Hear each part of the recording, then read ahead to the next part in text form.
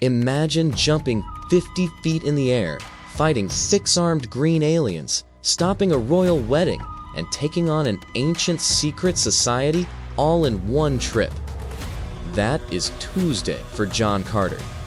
This is the full story of the 2012 film John Carter, and it goes a lot harder than most people remember.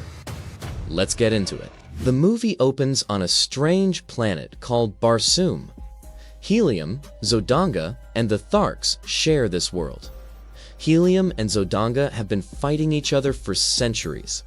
Right at the start, we see the two armies clashing, Helium soldiers in blue capes and Zodanga's in red.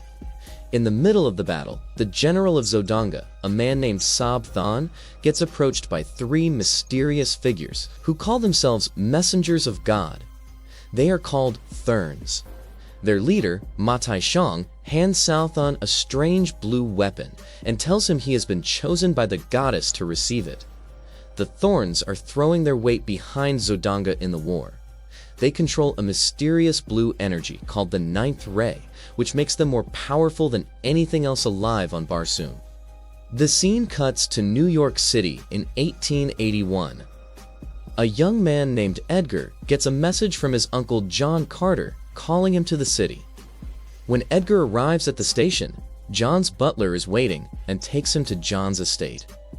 It turns out John is a wealthy man and a former Confederate Army captain. John's lawyer meets Edgar there and delivers bad news. John has died suddenly. He has left everything he owns to Edgar. The lawyer brings a confused Edgar to John's mausoleum where the body is being kept. Something immediately feels off. The door to the mausoleum can only be opened from the inside. The lawyer hands Edgar a personal diary that John wanted only Edgar to read, then leaves him alone with it. Edgar opens the diary and starts reading. John explains that Edgar was the only one who ever believed his wild stories as a kid, which is why he is the right person to hear this one. The story goes back to Arizona, right after the Civil War. John Carter is a former Confederate captain who has left the military behind and is now out searching for gold in caves and caverns. A Union colonel named Powell tracks him down. Powell needs John to help his cavalry fight the Apache and tries to draft him on the spot. John has no interest in picking up a rifle again and makes several attempts to escape. He eventually manages to knock off a guard and steal Powell's horse. Powell and his men chase him hard. Not far off, they ride into a mounted Apache war party. Gunfire breaks out between everyone. John uses the chaos to try to get away, but Powell takes a bullet in the fight. John, against his better judgment, pulls the injured colonel out of the middle of it and gets him near a cave to take cover. The cave is one John has never been to before.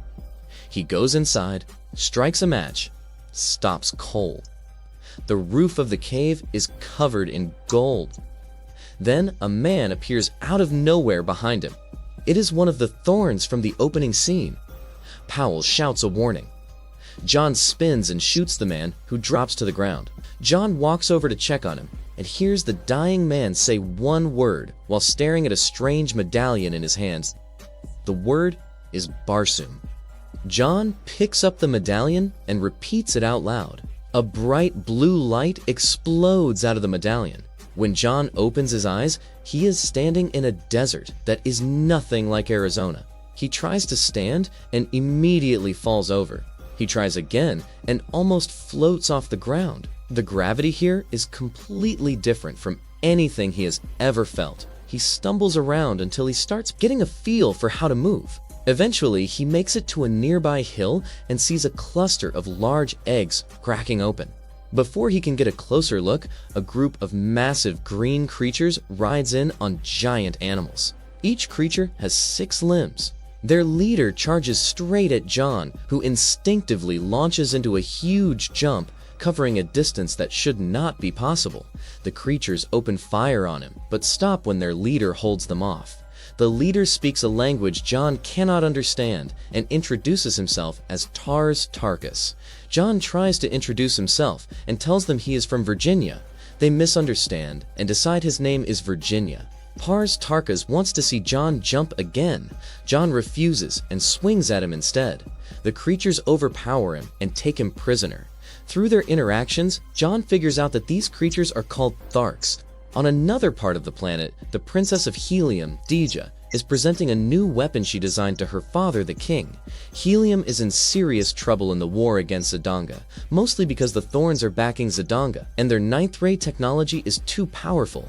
Dejah has actually figured out how the 9th ray works and built a weapon based on it. But when she demonstrates it for the king, someone in the room secretly tampers with it, and it blows up. The king of Zodanga, Thern, wants to marry Dejah to end the war. She is completely against it. If he marries her, he becomes a prince of Helium and effectively gets to rule all of Barsoom.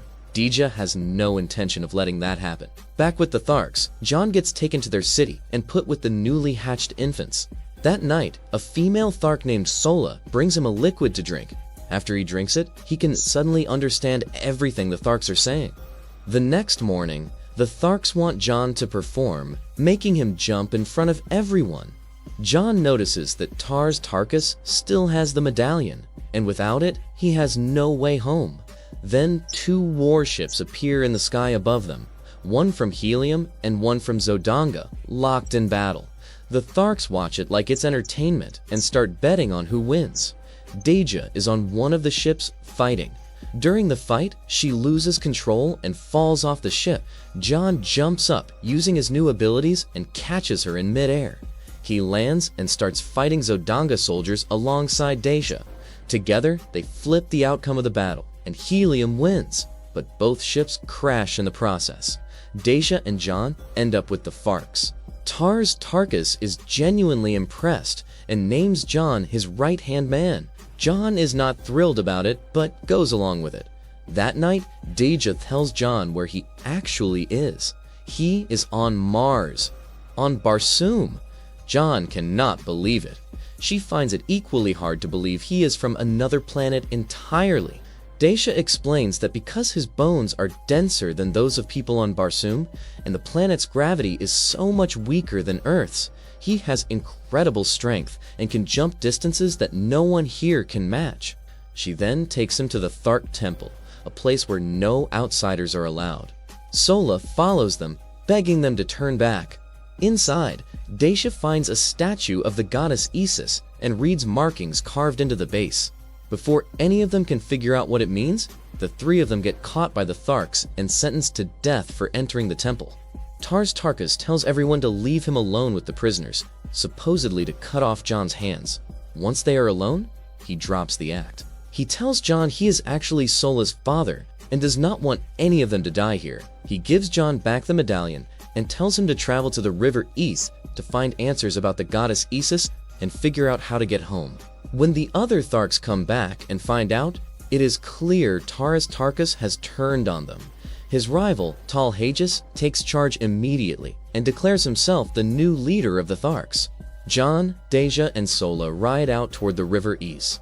Sola quietly tells John that Dejah is actually leading them toward Helium, not the river. John confronts Dejah directly, and she admits it. She wanted to use him as a soldier in Helium's war. John is done with it. He tells Sola to lead the way and leaves Dejah standing there. Dejah chases after him and comes clean. She only did it because she is desperate not to marry Thern. John hears her out and tells her to come along to the river. She agrees. The 3 of them sail down the river S and reach an enormous inverted pyramid structure. John and Dejah climb to the top and watch a strange blue energy swirling below them on the ground. Dejah recognizes it. It is the 9th ray, the same energy she based her weapon on. They also work out that John probably got to Mars because a copy of himself was transmitted from Earth to Barsoom using the 9th ray. Then an army of Hounds closes in on them, led by Matai Shang himself. John tells Dejah and Sola to run and turns to face the entire army alone. The king of Helium, hearing about the situation, sends his forces to help. They reach John in time, and the Hounds are defeated. An injured John gets taken to Helium to recover. Dejah makes it home and finds her father in the palace. Thern is already there, standing without weapons or soldiers, formally asking Dejah to marry him to end the war. Dejah sees no other path to stopping the bloodshed. She agrees, reluctantly. In the palace, John wakes up in a chamber. A soldier Dejah assigns takes him quietly to her room. She tells him to use the medallion and go back to Earth. When guards come to her door, John vanishes. Dejah assumes he went home. He is actually hiding in the room. When the guards clear out, he tries to leave, but Matai Shang is waiting for him in the corridor.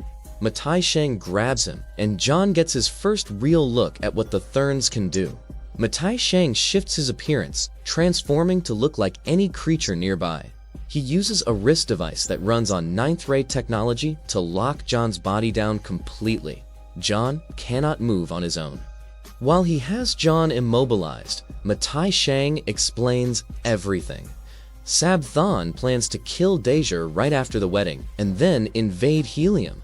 The Thorns helped Zodanga in the war because Thern was the easiest person to manipulate and control. But Matai Shang's real goal is to rule all of Barsoom by pulling Thern's strings. He is about to kill John when the alien dog John befriended earlier shows up and bites through the wrist device. John breaks free, finds a flying craft, and takes off toward the wedding to stop it. He does not know how to fly the aircraft and crashes it near Thark territory. The Tharks capture him again. Tarkas is there too, beaten up and locked away. Hajus, the current leader, throws both John and Tarkas into a pit with massive creatures called white apes. John manages to overpower the apes in front of the entire Thark population watching from above. He then calls out Hajus directly and beats him in a single fight. The crowd goes over to John. He is the new leader of the Tharks. He gets up and tells them to ride with him against Zodanga. They do. John and the Thark army storm the wedding ceremony and arrive just as it is happening. John breaks through and reaches Dejah in time. Thern immediately tries to kill Dejah the moment he sees John. John blocks it. The full battle erupts again, this time with the Tharks fighting alongside Helium. Zodanga falls apart. Thern is defeated, but Matai Shang slips away in the chaos and takes John's medallion with him. John decides to stay on Mars permanently. Dejah is here, and without the medallion, he has no urgent way back anyway. He and Dejah get married. The whole city celebrates. John is now the Prince of Helium. The next morning, they are both on a balcony. Dejah goes inside the room ahead of him. Matai Shang appears behind John, and before John can do anything, Matai Shang uses the medallion. John gets pulled back to Earth. He wakes up in the cave, covered in dust, with a long beard. He looks over at where Colonel Powell was and sees only remains. A long time has passed on Earth while he was on Mars. He searches the cave for the medallion, but it is gone. He has no way back. The gold in the cave makes him rich. He knows there must be more medallions on Earth somewhere. He starts a mining company and spends the next 10 years quietly searching. Then, one day, he finds one at a dig site. He is relieved, but also careful. He knows the Thorns have been watching him the whole time.